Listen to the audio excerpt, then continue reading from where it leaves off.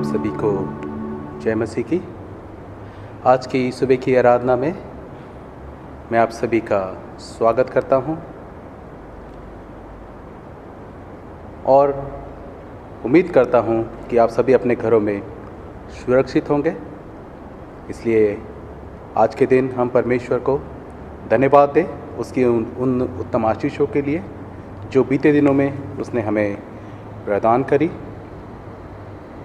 और परमेश्वर से सामर्थ मांगे कि वो अपने वचनों में बढ़ने के लिए हमें सामर्थ दे, शक्ति दे, ताकि हम उसके वचन के अनुसार अपने जीवनों को व्यतीत कर सकें।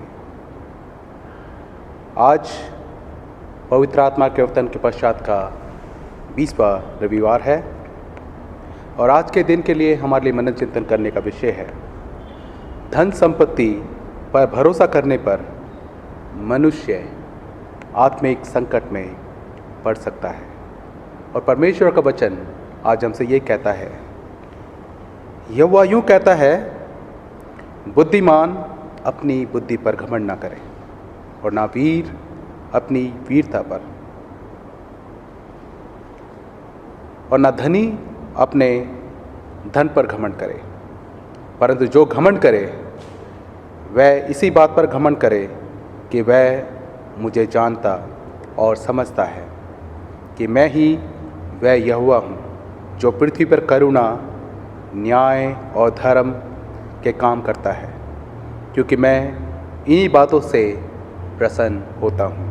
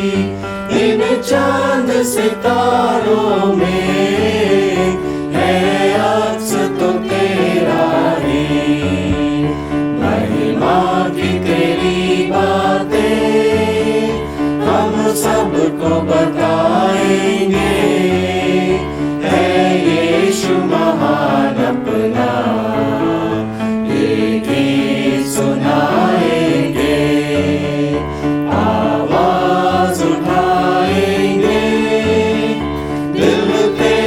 खजाना है एक पाक मोहब्बत का, था पा न सका कोई, सागर है तू उल्फत का, दिल तेरा खजाना है एक पाक मोहब्बत का, था पा न सका कोई, सागर है तो उल्फत का। हम तेरी मोहब्बत से दिल अपना सजाएंगे, ऐ यीशु महान अपना ये गीत सुनाएंगे, आवाज उठाएंगे, ना देख सका हमको तू पाप के सागर में, और बन के मनुष्य आया आकाश से सागर में, ना देख सका हमको तू पाप के सागर में, और बन के मनुष्य आया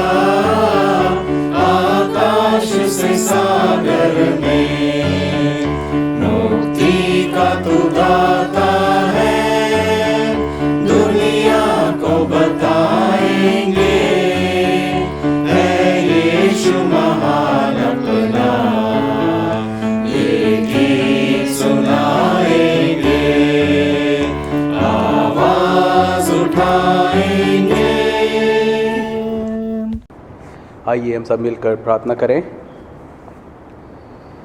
सर्वशक्तिमान परमेश्वर, आपके सम्मुख सबके हृदय खुले हैं।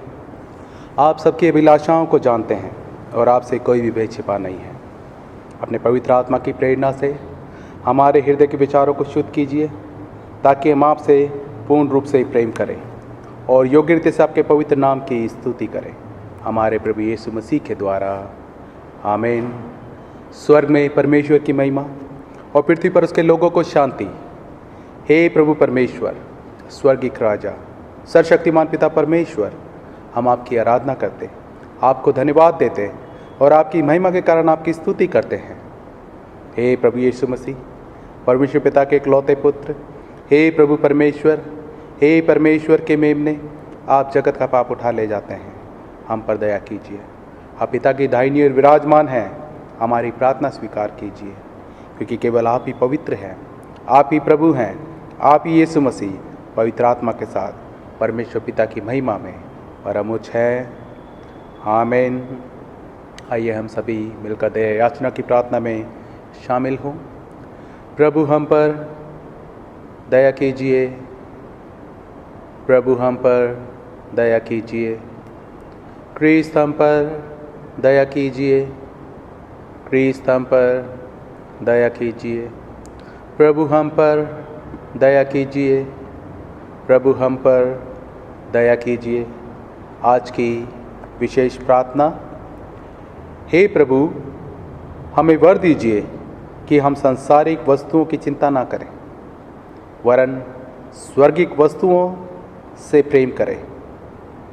और जबकि हम अनित्य वस्तुओं के मध्य जीवन व्यतीत करते हैं, तो हम उनका ऐसा उपयोग करें कि हम नित्य वस्तुओं को प्राप्त कर सकें, हमारे प्रभु यीशु मसीह के द्वारा, जो आपके पवित्र आत्मा के साथ एक परमेश्वर है, अब और सदा सर्वदा जीवित और राज्य करते हैं। आमीन। आज का उत्तरवादी पाठ लिया गया है भजन संहिता 49, 1 से 2 और 16 से 19 आयत। आप कृपया उत्तर करें। यदि धन बढ़ता है तो उन पर अपना दिल मत लगाओ। हे देश देश के सब लोगों, ये सुनो, हे संसार के सब निवासियों, कान लगाओ। क्या ऊंच, क्या नीच, क्या धनी, क्या दरिद्र, कान लगाओ।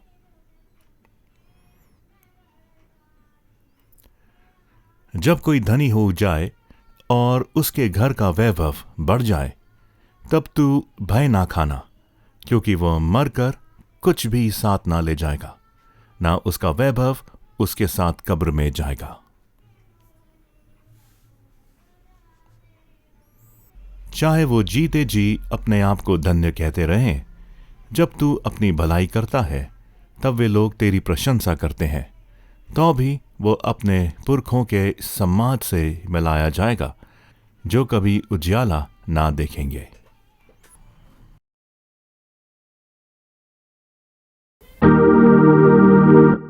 और प्रशंसा पिता की और पुत्र की और पवित्र आत्मा की, जैसे आदि में हुई अब है अब सदा रहेगी, युग युग। आमीन। आज का पहला वचन लिया गया है पुराने नियम से व्यवस्था विवरण, उसका 6ठा अध्याय, उसके 6 पद से लेकर 18 पद तक। इसमें इस प्रकार लिखा है,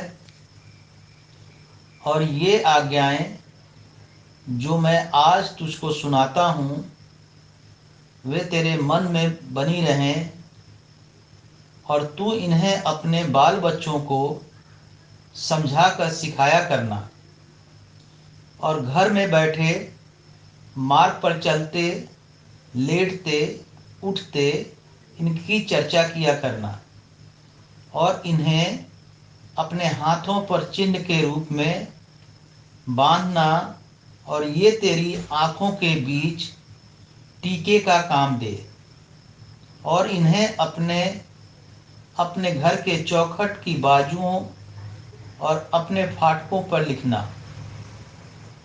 जब तेरा परमेश्वर यहोवा तुझे उस देश में पहुंचाए जिसके विषय में उसने अब्राहम, इसहाक और याकूब नामक तेरे पुरजों से तुझे देने की शपथ खाई, और जब वह तुझको बड़े बड़े और अच्छे नगर जो तूने नहीं बनाए और अच्छे अच्छे पदार्थों से भरे हुए घर जो तूने नहीं भरे और खुदे हुए कुएं जो तूने नहीं खोदे और दाख की बारियां और जैतून के वृक्ष जो तूने नहीं लगाए, ये सब वस्तुएं जब वह दे और तू खाके तृप्त हो, तब सावधान रहना, कहीं ऐसा न हो कि तू यहोवा को भूल जाए जो तुझे दासत्व के घर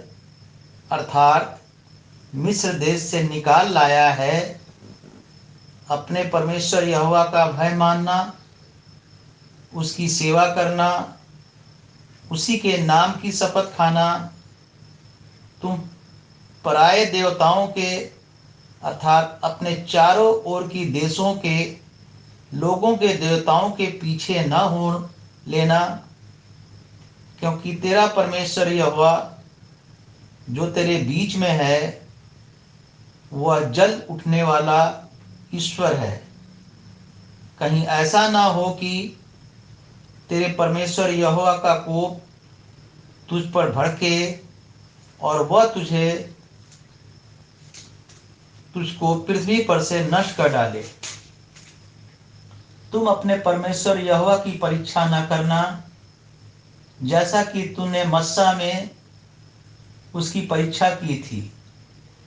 अपने परमेश्वर यहोवा की आज्ञाओं, चेतावनियों और विधियों को जो उसने तुझको दी है सावधानी से मानना, और जो काम यहोवा की दृष्टि में ठीक और सुहावना है वही किया करना, जिससे कि तेरा भला हो। और जिस उत्तम देश के विषय में यहोवा ने तेरे पूर्वजों से शपथ खाई, उसमें तू प्रवेश करके उसका अधिकारी हो जाए। परमेश्वर अपने वचन को पढ़े और सुने जाने पर हम सबको आशीष दे। आमीन। जय मसीह की। आज का दूसरा पाठ लिया गया है प्रकाशित वाक्य, उसका 3 बाब 14 से 22 आयत तक। लदोकिया के कलीसिया के दूत को ये लिख, जो आमीन और विश्वास्य योग्य और सच्चा गवाह है और परमेश्वर की सृष्टि का मूल कारण है, वो ये कहता है कि मैं तेरे कामों को जानता हूँ कि तू न तो ठंडा है और न गर्म। भला होता कि तू ठंडा या गर्म होता। इसीलिए कि तू गुनगुना है और न ठंडा है और न गर्म, मैं तुझे अपने मुंह में से उगलने पर हूँ। तू कहता है कि मैं धनी हूँ और धनवान हो गया हूँ और मुझे किसी वस्तु की घटी नहीं, और यह नहीं जानता कि तू अभागा और त्वच और कंगाल और अंधा और नंगा है। इसीलिए मैं तुझे सम्मति देता हूँ कि आग में तया हुआ सोना मुझसे मोल ले कि तू धनी हो जाए, और श्वेत वस्त्र ले ले कि पहनकर तुझे अपने नंगेपन की लज्जा ना हो, और अपनी आँखों में लगाने के लिए सुरमा ले कि तू देखने लगे।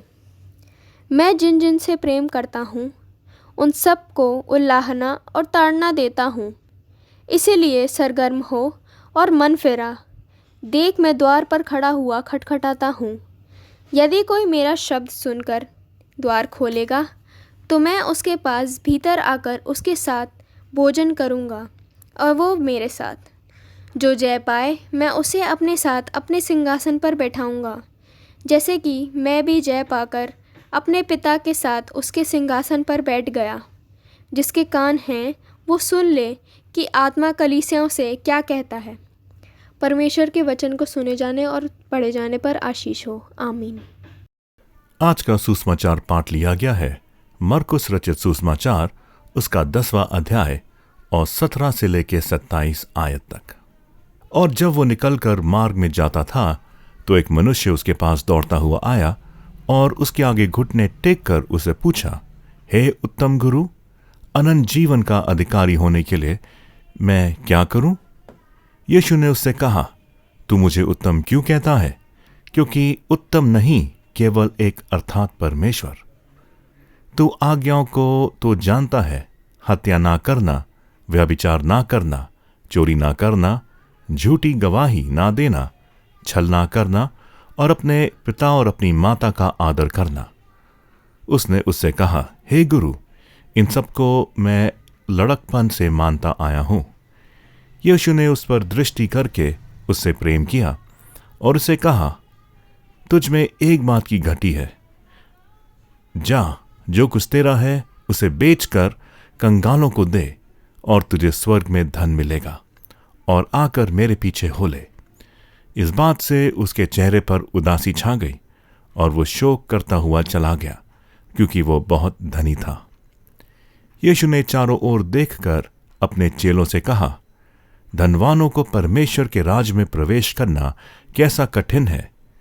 चेले उसकी बात से अचंभित हुए।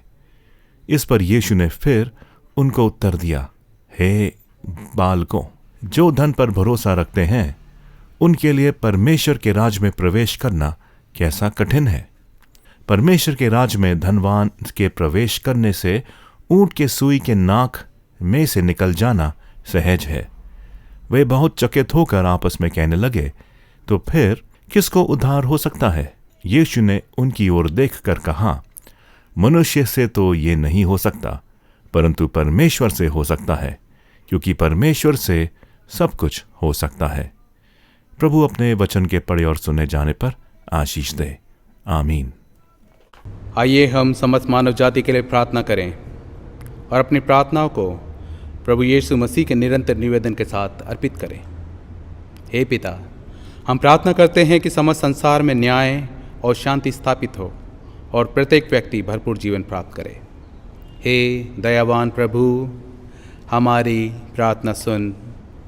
उन सब लोगों के लिए जो इस नगर में रहते हैं, उन सब बातों को दूर करने के लिए जिनसे आपसी फूट और झगड़े होते हैं, और हमारे देश में सच्ची एकता की बढ़ती के लिए। हे दयावान प्रभु, हमारी प्रार्थना सुन।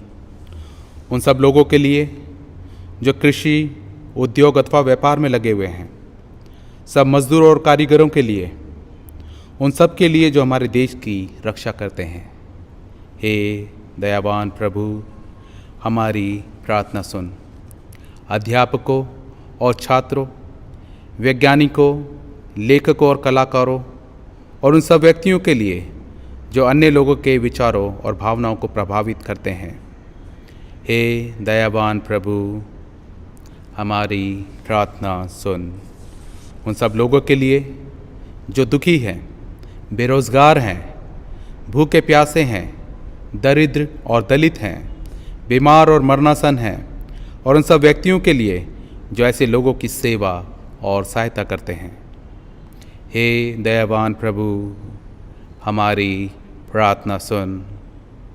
हमारे तथा अन्य देशों के सब शासकों के लिए, विशेषकर हमारे राष्ट्रपति, प्रधानमंत्री, इस राज्य के राज्यपाल और मुख्यमंत्री, और उनके लिए भी जो लोगों पर किसी प्रकार का अधिकार रखते हैं। हे दयावान प्रभु, हमारी प्रार्थना सुन। संपूर्ण मसीह समाज की एकता और मेल मिलाप के लिए और समस्त संसार में उनकी गवाही और सेवा कार्य के लिए। हे दयावान प्रभु, हमारी प्रार्थना सुन। भारत में आपकी समस्त कलीसिया के लिए, उसकी परिषदों तथा अगुओं, विशेषकर हमारे प्रमुख धर्माचार्य पीसी सिंह, दक्षिण भारत कलीसिया के प्रमुख धर्माचार्य और मार्थोमा कलीसिया के मेट्रोपॉलिटन, और हमारे कमिश्नरी, हमारे पुरोहित, विशेषकर reverend Timothy Shaw, reverend Dennis Lal, reverend Jay Kumar, और हमारे ले लीडर आशीष, और आपके कलीसिया के सब अन्य धर्म सेवकों के लिए कि वे सच्चाई और लगन से आपकी सेवा करें। हे दयावान प्रभु, हमारी प्रार्थना सुन।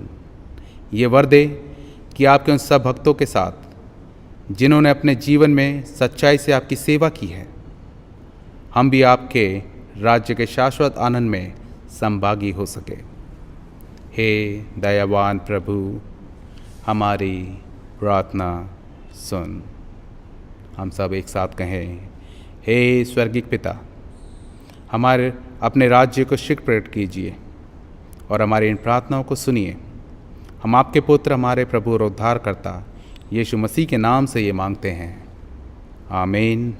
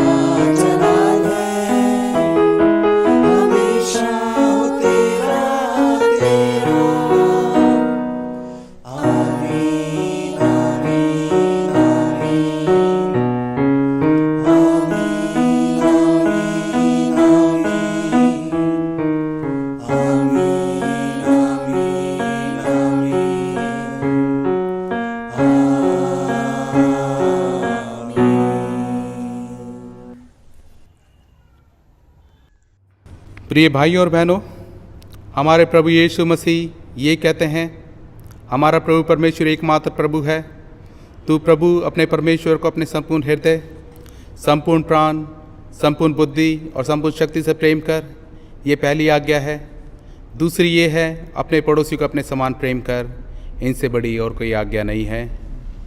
परमेश्वर ने संसार से ऐसा प्रेम किया कि उसने अपना इकलौता पुत्र यीशु मसीह दे दिया कि वह हमें पापों से बचाए, स्वर्ग में हमारे लिए निवेदन करे और हमें शाश्वत जीवन में पहुंचाए। इसलिए हम पश्चाताप और विश्वास के साथ अपने पापों को स्वीकार करें। हम परमेश्वर की कृपा से उसकी आज्ञाओं का पालन करने का और सब लोगों के साथ मेल मिलाप और प्रेम से रहने का पक्का संकल्प करें।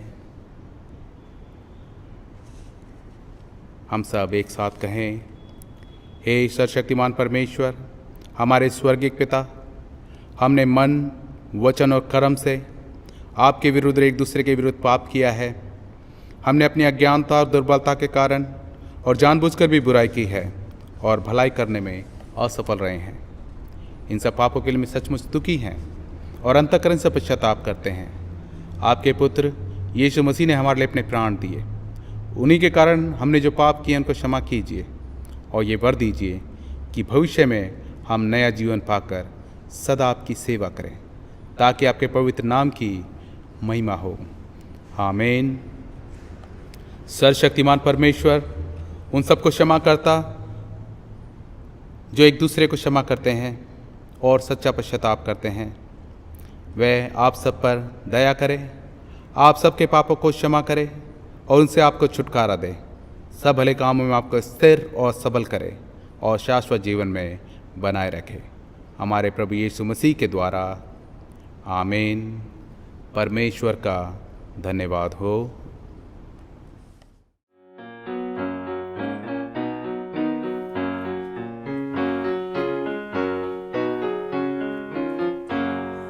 परम पिता की हम स्तुति गाएं, वो ही है जो बचाता हमें, सारे पापों को करता क्षमा, सारे रोगों को करता चंगा।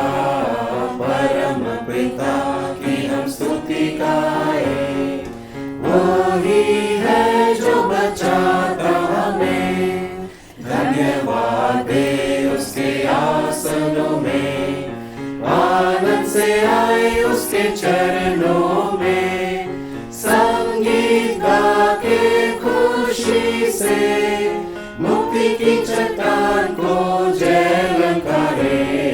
परम पिता की हम स्तुति गाएं, वो ही है जो बचाता हमें, वो ही हमारा है परम पिता, तरस खाता है सदा सदा, पूरब से पश्चिम जितनी दूर, उतनी ही दूर के हमारे गुनाह। परम पिता की हम स्तुति गाएं, वो ही है जो बचाता हमें, माँ की तरह उसने दी तसल्ली, दुनिया के खतरों में छोड़ा नहीं, खालिस दूध कलाम का दिया और दी हमेशा की जिंदगी। परम पिता की हम स्तुति गाएं, वो ही है जो बचाता हमें, चरवाहे की मानंद ढूंढा उसने, पापों की कीट से निकाला हमें, हमको बचाने को जान अपनी दी, ताकि हाथ में हम उसके रहे। परम पिता की हम स्तुति गाएं, वो ही है जो बचाता हमें। मसीह में प्रिय भाई और बहन, एक बार फिर मैं आप सभी का स्वागत करता हूं। आज पवित्र आत्मा के अवतरण पर्व के पश्चात का 20वां रविवार है और आज के दिन हमारे बीच पाठ पढ़े गए व्यवस्था विवरण उसका 8, 6 से 18, प्रकाशित वाक्य 3, 14 से 22 और मरकुस सुसमाचार उसका 10वां अध्याय उसके 17 से 27 पद। आइए हम इससे पहले परमेश्वर के वचन पर मनन चिंतन करने चाहें। अपने सरों को झुकाएं और अपने आप को परमेश्वर की उपस्थिति में रखें। धन्यवाद प्रेमी पिता परमेश्वर आज के सुंदर दिन के लिए जो आपने हमारे जीवन में दिया है, और सुंदर वक्त के लिए पिता परमेश्वर कि हम आपके वचनों को सुन सकते हैं, पढ़ सकते हैं, उस पर मनन चिंतन कर सकते हैं। प्रभु जी हमारे बुद्धि को खोले, हमारे दिमाग को खोले प्रभु जी, और हमें वो सामर्थ्य और बुद्धि दे प्रभु जी, ताकि हम तेरे वचनों को समझ सकें और प्रभु जी तेरे वचनों के अनुसार अपने जीवन को व्यतीत कर सकें। आज का वचन प्रभु जी हमारे जीवनों के लिए प्रभु जी बहुतायत का फल लाने वाला हो, जिसके द्वारा पिता परमेश्वर आपके नाम को बहुतायत की महिमा मिलने पाए। प्रार्थना खुदावंद यीशु मसीह के नाम से मांगते हैं, आमीन। मसीह में प्यारे भाई और बहनों, जैसा कि आज हम देखते हैं कि आज हमारे लिए प्रार्थना करने का विषय है कि धन संपत्ति पर भरोसा करने पर मनुष्य आत्मिक संकट में पड़ सकता है। जबकि पवित्र शास्त्र से पढ़ा गया आज का सुसमाचार पाठ धनी व्यक्ति की निंदा नहीं करता है, परंतु ये हमें सावधान करता है कि हमें प्रत्येक बात के लिए धन संपत्ति पर निर्भर नहीं रहना चाहिए। क्योंकि यदि देखा जाए तो आज के इस संसार में लोगों में कई प्रतिष्ठा हासिल करने की दौड़ है, तो कहीं उच्च पद पाने की इच्छा, तो कहीं दूसरों को गिराकर आगे बढ़ने की इच्छा है, और कहीं पर स्वार्थवश व गलत तरीके से धन संपत्ति कमाने की दौड़ में व्यक्ति शामिल होता है। परंतु यदि वास्तविकता देखी जाए तो इस दौड़ में वो क्या हासिल करता है? अन्याय, पराजय, भटकाव, असंतोष और आत्मग्लानि के सिवा और कुछ भी व्यक्ति हासिल नहीं करता है। वरन हमारे जीवनों में बहुत अधिक उलझनें बढ़ जाती है, वह हमारे जीवनों में बहुत सारी दिक्कतें परेशानी पैदा कर देता है।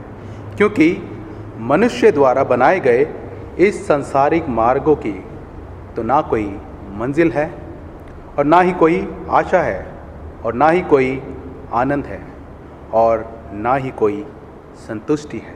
क्योंकि मनुष्य खुद के बनाए गए मार्ग पर चलकर अंत में खाली हाथ ही रह जाता है। क्योंकि मनुष्य ना तो कुछ लेकर इस दुनिया में आया और ना ही इस दुनिया से कुछ लेकर जाएगा, क्योंकि वह खाली हाथ आया था और वह खाली हाथ ही जाएगा। और इस सत्यता को हम स्वीकार करने में कई बार असफल हो जाते हैं। इस सत्यता को हम स्वीकार करना नहीं चाहते हैं कि हमारा ये जो जीवन है ये क्षणभंगुर है। क्योंकि धन दौलत पर विश्वास करने का हमें आध्यात्मिक खतरा हो सकता है, क्योंकि अधिकतर देखा गया है कि ये धन ही मनुष्य के परमेश्वर से दूर होने का कारण बनता है, जो मनुष्य को घमंडी, स्वार्थी व बुरा बनाता है, जिसकी वजह से कई बार हम अपने जीवनों में परमेश्वर की ज़रूरत को महसूस ही नहीं कर पाते हैं, वरन हम लोगों के सामने, दुनिया के सामने दिखावा करते हैं अपने धनी होने का, अपने बड़े होने का। क्योंकि जिस वक्त हमारी ज़िंदगी आरामदायक हो जाती है, या फिर हमारे पास ज़रूरत के मुताबिक या फिर ज़रूरत से ज़्यादा सभी साधन हमारे पास उपलब्ध हो जाते हैं, तो उस समय हमारी परमेश्वर के प्रति निर्भरता भी कम हो जाती है। क्योंकि आज के मनुष्य के लिए धन सबसे बड़ा ईश्वर बन गया है, जिसके प्राप्ति के लिए मनुष्य केवल दौड़ धूप ही नहीं करता, वरन वह ऐसे साधनों को अपनाने में बहुत अधिक व्यस्त रहता है जो मानव और समाज दोनों के लिए आगे चलकर विनाश का कारण बन सकता है। जिसे आज के समय में हम देख सकते हैं कि तमाम जगहों पर, तमाम देश में भ्रष्टाचार फैला हुआ है। विभिन्न प्रकार की संस्थानों में भी भ्रष्टाचार पाया जाता है। अतः धन एक कांटेदार घनी झाड़ियों के समान है जो अक्सर हमें परमेश्वर के वचनों में आगे बढ़ने से रोकता है। और दूसरा, धन और संसार की चिंता की पीड़ा से हम बहुत अधिक विचलित होकर कई बार मनुष्य ईश्वर पर विश्वास ना रखते हुए धन पर अधिक विश्वास करने लगता है, जिसके कारण मनुष्य परमेश्वर से दूर हो जाता है और वह अपने जीवन में भटक जाता है, जिसके कारण उसमें अहंकार, घमंड उत्पन्न हो जाता है जो मनुष्य को आत्मिक संकट में डालता है। अतः इसलिए सांसारिक चिंता व धन ये दोनों मनुष्य के शत्रु हैं जो उसके आध्यात्मिक जीवन के विकास में रुकावट पैदा करते हैं। इसलिए प्रभु यीशु ने वचन में कहा है, लूका 12 उसका 33 से 34 में, कि स्वर्ग में ऐसा धन, अपने लिए ऐसा धन इकट्ठा करो जो कभी घटता नहीं, जिसके निकट ना चोर आ सकता है और ना ही कीड़े उसको बिगाड़ सकते हैं, क्योंकि लिखा है कि जहाँ तुम्हारा धन है वहाँ तुम्हारा मन भी लगा रहेगा। और परमेश्वर का वचन हमें हमेशा इन चीज़ों के प्रति सावधान करता है, क्योंकि ये सच्चाई भी है कि आज मनुष्य धन कमाने में इतना अधिक व्यस्त हो गया है कि वो सब चीज़ भूल जाता है, यहाँ तक कि ईश्वर को भी अपने जीवन में वो याद नहीं करता है, जिसके आशीषों के द्वारा वो सब प्राप्त करता है। क्योंकि पृथ्वी का धन तो भोग विलास है जो यहीं ख़त्म हो जाएगा, परंतु परमेश्वर का धन अनंत जीवन है जो कभी भी समाप्त नहीं होगा।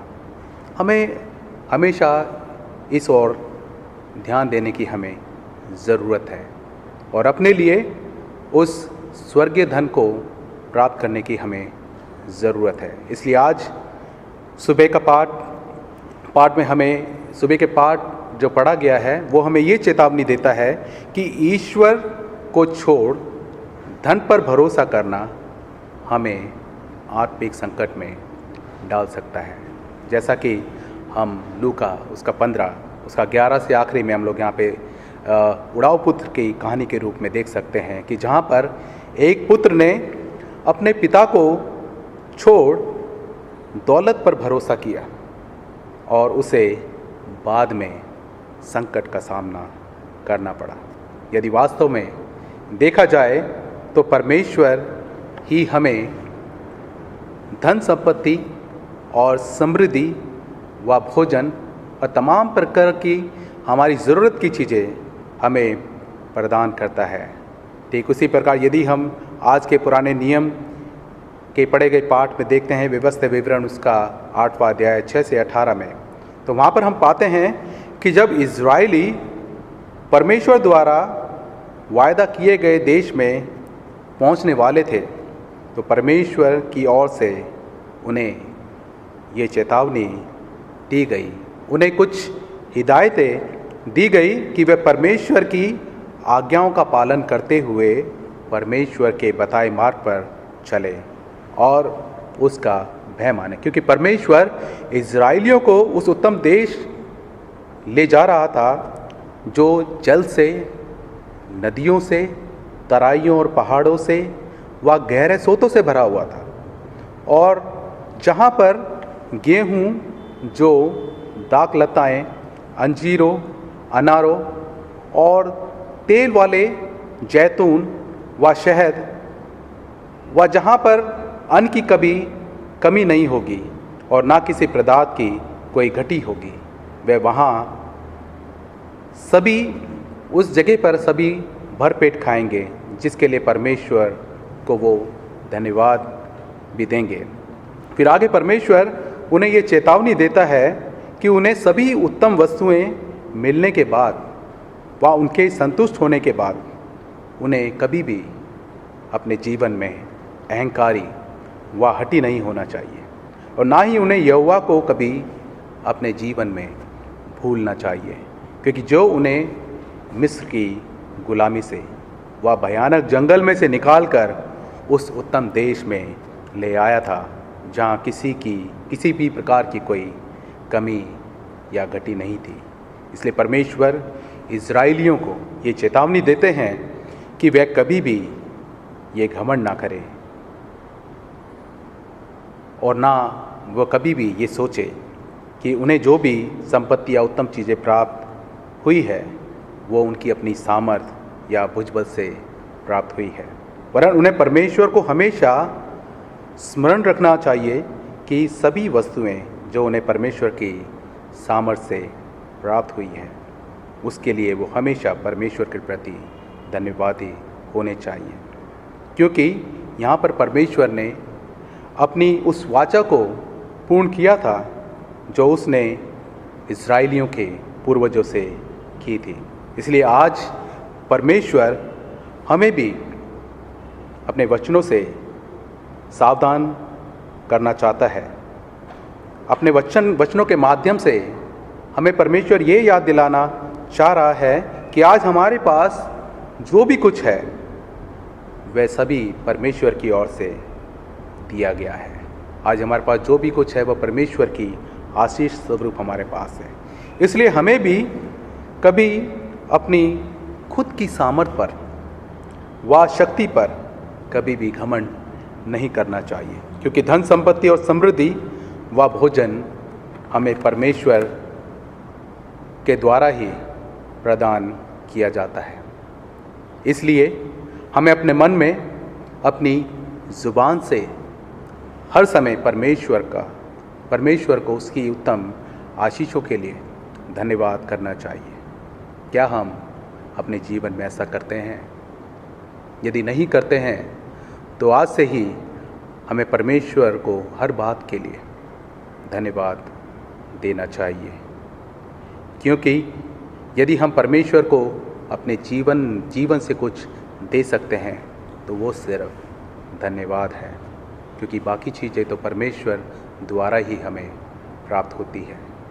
साम 103 उसका 2 पद यहाँ पर लिखा है, वो कहता है कि हे मेरे मन, तू यहोवा को धन्य कह और उसके उपकार को कभी भी ना भूलना। हमें भी परमेश्वर के उन उपकारों को जो उसने हमारे जीवन में किए हैं, हमारे परिवार में किए हैं, उसको कभी भी भूलना नहीं चाहिए, वरन हमें अपने जीवन से उस परमेश्वर को धन्यवाद देना चाहिए। और फिर जब हम आज के सुसमाचार मरकुस रचित सुसमाचार में देखते हैं तो हम यहाँ पर एक धनी व्यक्ति के विषय में पाते हैं, जो प्रभु यीशु के पास दौड़ता हुआ आया और उसके आगे घुटने टेककर उससे पूछा कि हे उत्तम गुरु, अनंत जीवन का अधिकारी होने के लिए मैं क्या करूं? तो प्रभु यीशु ने उससे कहा कि तू मुझे उत्तम क्यों कहता है? उत्तम केवल एक ही है, अर्थात परमेश्वर।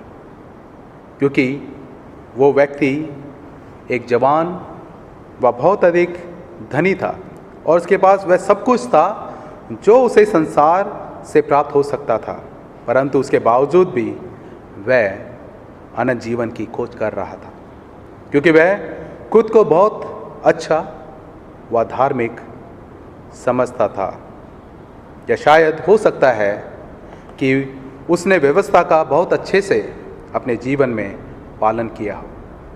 इसलिए वह शायद प्रभु यीशु से पूछ रहा था कि क्या उसे अनंत जीवन प्राप्त करने के लिए कोई उत्तम कार्य करने की ज़रूरत है। अर्थात यहाँ पर यह धनी व्यक्ति अपने जीवन का अर्थ जानना चाहता था। इसलिए वार्तालाप के आरंभ में ही प्रभु यीशु ने उसे परमेश्वर को अपने जीवन के केंद्र में रखने की सलाह दी और उसे एक अर्थपूर्ण जीवन जीने के लिए उस धनी युवक को प्रभु यीशु ने मूसा द्वारा लिखित व्यवस्था में परमेश्वर की 10 आज्ञाओं का अनुसरण करने की सलाह दी, जिसके प्रति उत्तर में उस धनी व्यक्ति ने प्रभु यीशु से कहा कि हे गुरु, इन सबको मैं लड़कपन से ही मानता आया हूँ। अतः हम यहाँ पर देख पाते हैं कि उस धनी युवक के द्वारा आज्ञाओं का पालन करने के बावजूद भी उस युवक की तृष्णा अभी भी समाप्त नहीं हुई थी। अर्थात यहाँ पर समाधान सिर्फ आज्ञाओं का पालन करने से नहीं था, परंतु परमेश्वर की इच्छा में लोलीन होने में था। जैसा कि प्रभु यीशु ने परमेश्वर की इच्छा को पूर्ण करने के लिए उन्होंने अपने आप को हर स्तर पर, हर पद पर, हर शक्ति से खाली कर दिया था, ताकि वह परमेश्वर के उस मिशन को पूरा कर सके जो उनके लिए ठहराया गया था।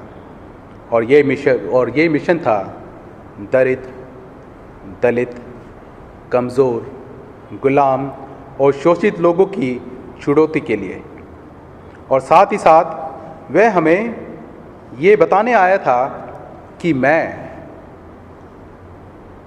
और आप ऐसे लोगों के लिए कार्य करें व आपस में हम एक दूसरे से प्रेम करें। परंतु यदि हम आगे यहाँ देखते हैं तो प्रभु यीशु ने उस धनी व्यक्ति पर दृष्टि करके उससे प्रेम किया और उससे कहा कि तुझ में सिर्फ एक बात की कमी है। और फिर प्रभु यीशु ने उस धनी युवक से कहा कि जा और जो कुछ तेरा है उसे बेचकर कंगालों व गरीबों को दे दे, तो तुझे स्वर्ग में बड़ा धन मिलेगा, और आकर मेरे पीछे हो ले। तो वह धनी व्यक्ति प्रभु यीशु की बात सुनकर बहुत दुखी हुआ और उस व्यक्ति का चेहरा उतर गया और वह उदास होकर वहाँ से चला गया। क्यों? क्योंकि वो व्यक्ति बहुत ही धनी था। इसलिए उसने प्रभु यीशु के पीछे चलने की बजाय धन की पगडंडी पर चलना पसंद किया।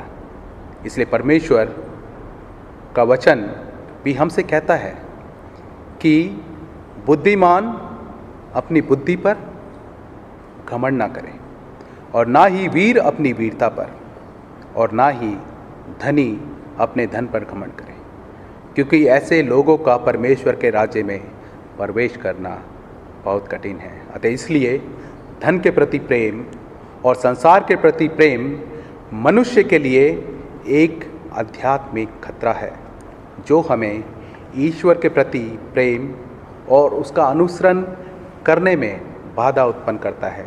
इसलिए जो धन से प्रेम करता है उसके लिए धन की भूख ही उसका ईश्वर बन जाता है, और वह व्यक्ति परमेश्वर से दूर हो जाता है। इसलिए प्रभु यीशु ने वचन में कहा कि जो कोई दास दो स्वामियों की सेवा, कोई भी दास दो स्वामियों की सेवा नहीं कर सकता है। या तो हम ईश्वर की सेवा करें या फिर हम धन की सेवा करें। आज ये फैसला हमारे हाथ में है कि हम किसकी सेवा करते हैं या हम किसकी सेवा करना चाहते हैं, परमेश्वर की जो हमें अनंत जीवन देता है, या फिर उस धन की जो हमें विनाश की ओर ले जाता है। और इसके साथ साथ हमें ये भी याद रखना चाहिए कि हमारे जीवन में आशीषों का देने वाला तो ईश्वर ही है, परंतु धनी व्यक्ति इस बात को भूल जाता है। परंतु धनी व्यक्ति ये भूल जाता है और वह अपने ऊपर घमंड करने लगता है, और वह ईश्वर के प्रति अपनी कृतज्ञता को भूल जाता है, जिसकी वजह से उसमें दया की जगह अहंकार पैदा होने लगता है, जिसके कारण वह निस्वार्थ की जगह पर स्वार्थी बन जाता है और वह ईश्वर से अलग हो जाता है। और आज के इस वचन में हम उस धनवान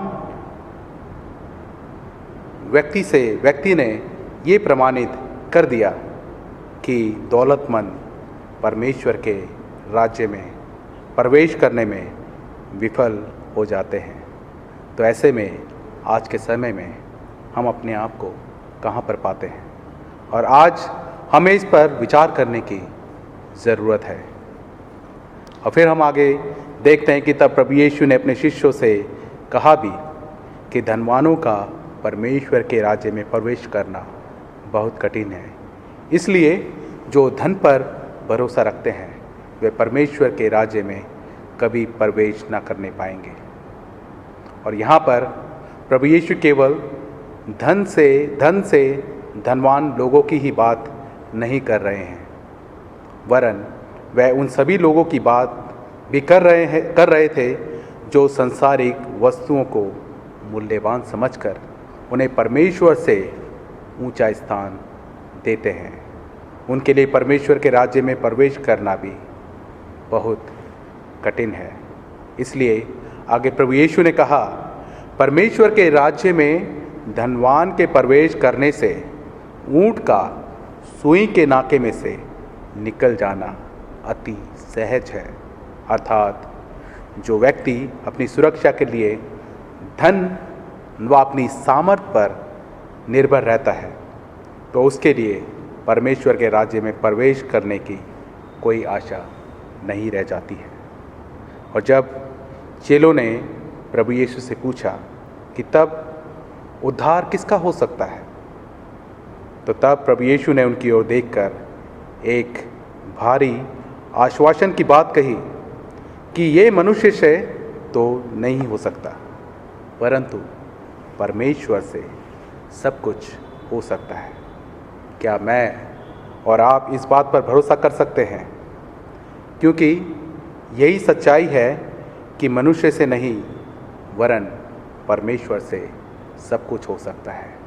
परमेश्वर हमारे जीवन में सब कुछ कर सकता है। यही तो हम मसीहों का परमेश्वर पर विश्वास है।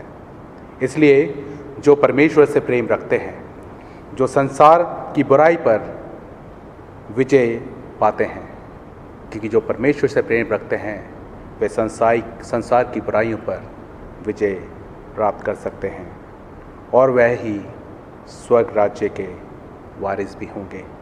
क्योंकि जिन लोगों ने अपने सांसारिक जीवन में जो कुछ छोड़ा वह बहुत कम था, परंतु उसके बदले में जो उन्होंने पाया वह अमूल्य था। जैसे उदाहरण स्वरूप हम महसूल लेने वाले मती के विषय में देख सकते हैं, जो बहुत ही धनवान व्यक्ति था और समाज में उसका एक प्रमुख स्थान था। परंतु जब प्रभु यीशु ने उसे कहा कि मेरे पीछे हो ले, तो वह अपना सब कुछ छोड़कर प्रभु यीशु के पीछे हो लिया और उसने अनंत जीवन पाया। और कुछ मछुआरों ने जब प्रभु यीशु की सामर्थ को देखा तो उन्होंने भी अपना सब कुछ छोड़कर प्रभु यीशु के पीछे वह हो लिए और वह उसके शिष्य बन गए और वे स्वर्ग राज्य के वारिस हो गए। एक पापिन स्त्री ने भी जो भोग विलास के मार्ग पर चल रही थी और उसका जीवन पापों से भरा हुआ था, परंतु जब उसने प्रभु यीशु को देखा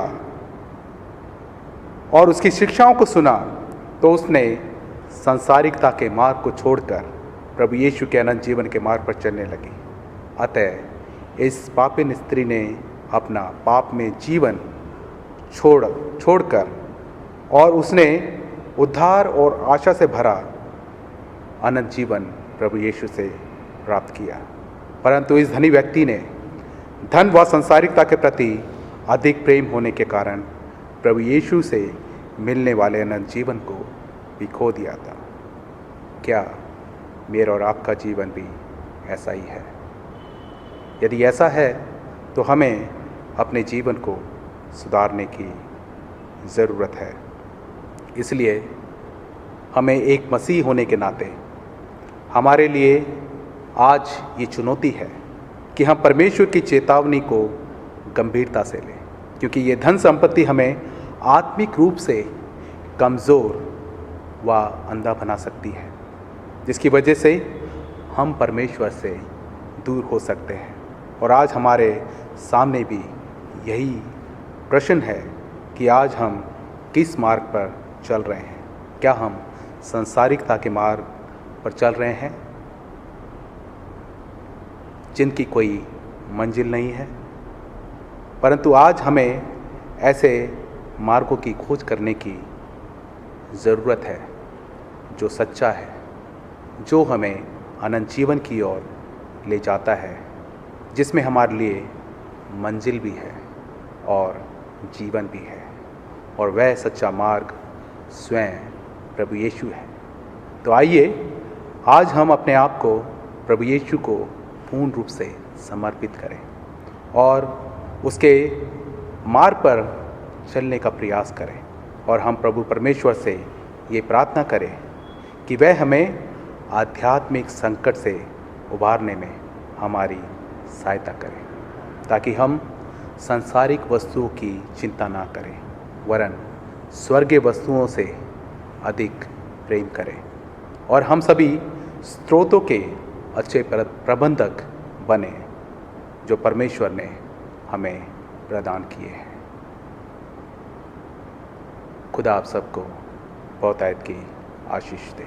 आमीन। आइए हम सब अपने विश्वास वचन को दोहराएंगे। हम एक परमेश्वर सर्वशक्तिमान पिता पर विश्वास करते हैं, वह स्वर्ग और पृथ्वी का और समस्त दृश्य एवं अदृश्य वस्तुओं का करता है। हम एक प्रभु यीशु मसीह पर विश्वास करते हैं, वे परमेश्वर का इकलौता पुत्र, सर्वयुगों से पहले पिता से उत्पन्न, परमेश्वर से परमेश्वर, ज्योति से ज्योति, सत्य परमेश्वर से सत्य परमेश्वर, कृत नहीं वरन उत्पन्न है। उनका और पिता का तत्व एक ही है। उन्हीं के द्वारा सब वस्तुएं बनी। हम मनुष्य के लिए और हमारे उद्धार के निमित्त वे स्वर्ग से उतर आए। पवित्र आत्मा की सामर्थ्य से वे कुंवारी मरियम से जन्मे और मनुष्य बने। पैंतुस पिलातुस के शासन में वे हमारे लिए क्रूस पर चढ़ाए गए। उन्होंने दुख भोगा, वे मरे और गाड़े गए। पवित्र शास्त्र के कथन के अनुसार वे तीसरे दिन जी उठे। वे स्वर्ग पर चढ़ गए और पिता की दाहिनी ओर विराजमान हुए। वे जीवितों और मृतकों का न्याय करने के लिए महिमा के साथ फिर आएंगे, और उनके राज्य का कभी अंत न होगा। हम पवित्र आत्मा पर विश्वास करते हैं। वे प्रभु और जीवन दाता है। वे पिता और पुत्र से निकलता है। पिता और पुत्र के साथ उसकी आराधना स्तुति की जाती है। वह नबियों के द्वारा बोला। हम एक पवित्र सरलौकिक और प्रेरित कलीसिया पर विश्वास करते हैं। हम पापों की क्षमा के लिए एक बपतिस्मे को मानते हैं। हम मृतकों के पुनरुत्थान की और आने वाले युग के जीवन की प्रतीक्षा करते हैं। आमीन। परमेश्वर की शांति जो सारी समझ से परे है, परमेश्वर के और उसके पुत्र हमारे प्रभु यीशु मसीह के ज्ञान और प्रेम में आपके हृदय विचारों को सुरक्षित रखे, और सर्वशक्तिमान परमेश्वर पिता, पुत्र और पवित्र आत्मा की आशीष आप पर हो और आपके साथ सदा सर्वदा बनी रहे। आमीन। शांति से पूर्ण होकर जाइए और प्रभु से प्रेम रखिए और इसकी सेवा में लगे रहिए। मसीह के नाम में आमीन।